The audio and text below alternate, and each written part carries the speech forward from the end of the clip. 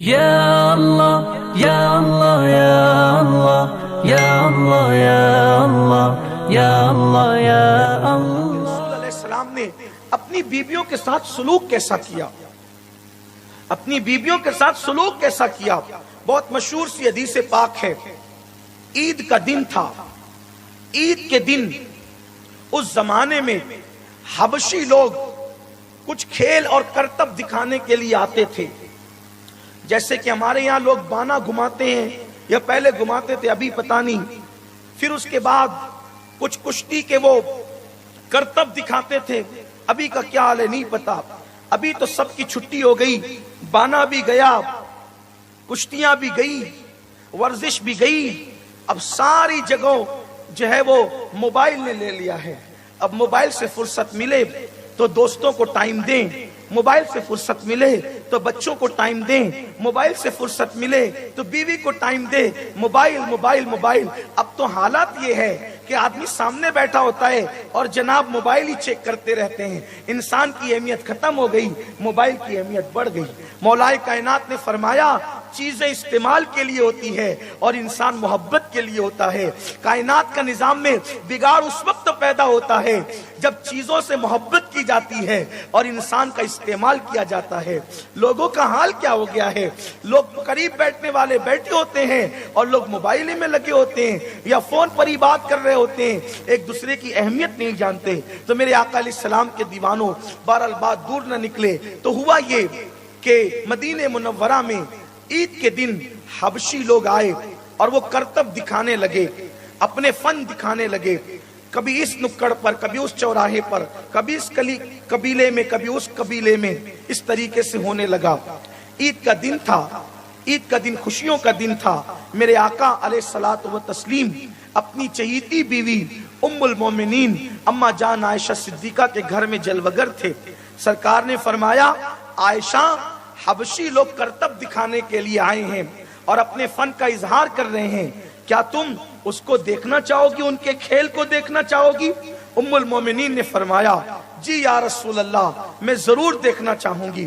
تو سرکار نے اپنی گھر کے دروازے پر یوں ہاتھ رکھا اور ہاتھ رکھ کر ام المومنین نے حضور علیہ السلام کے یوں بازوؤں پر اپنی توڑی رکھی اور تھوڑی رکھ کر وہ پردے کے پیچھے سے وہ ان لوگوں کا کرتب دیکھنے لگی۔ ان کی وجہ سے حضور بھی دیکھ رہے تھے۔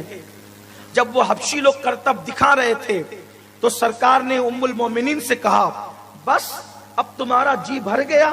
ام المومنین نے کہا نہیں یا رسول اللہ، ابھی نہیں۔ پھر حضور علیہ السلام نے ان کو موقع دیا، پھر وہ دیکھتی رہی۔ پھر اس کے بعد فرمایا اب بس کریں؟ عرض کی نہیں یا رسول اللہ، ابھی اور دیکھنا ہے۔ پھر میرے آقا علیہ الصلوۃ والتسلیم تھوڑی دیر تک اور دیکھتے رہے۔ اس کے بعد ام المومنین کی طبیعت بھر گئی۔ پھر آپ نے فرمایا یا رسول اللہ اب بس، میں سیر ہو گئی۔ حضور علیہ السلام نے پردہ گرا دیا اور وہ حبشی لوگ چلے گئے۔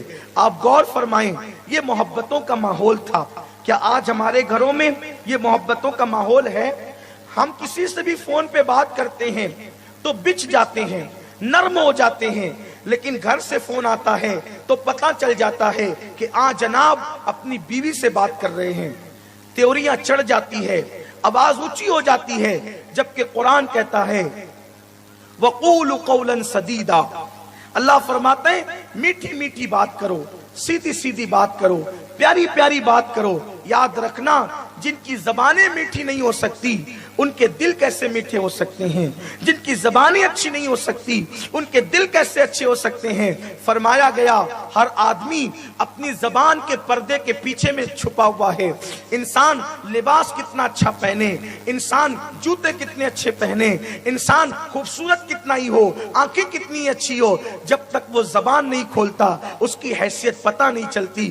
انسان زبان کے پردے میں چھپا ہوتا ہے، جب زبان کھلتی ہے تو پتہ چلتا ہے اس شخص کی حقیقت کیا ہے۔ اندر جو ہوتا ہے وہی زبان کے ذریعے سے باہر آتا ہے۔ اس لیے فرمایا گیا کہ اپنی عورتوں سے اچھی باتیں کرو۔ مردوں کو چاہیے عورتوں سے اچھی بات کرے، نرم بات کرے، اچھے لہجے میں بات کرے، ان کو خوش رکھے، جو کھائے ان کو کھلائے۔